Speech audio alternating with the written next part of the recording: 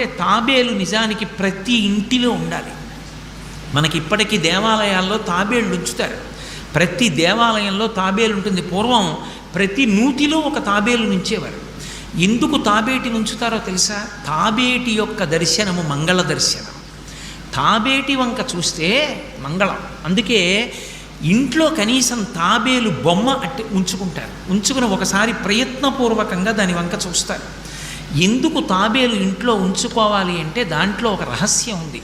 దీక్ష అని ఒక మాట.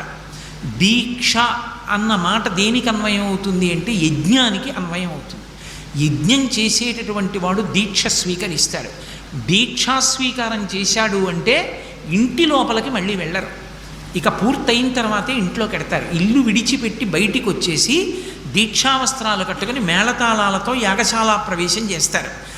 ఇక ఎప్పుడు మళ్ళీ ఇంటికి వెళ్ళడం? ఆ యాగం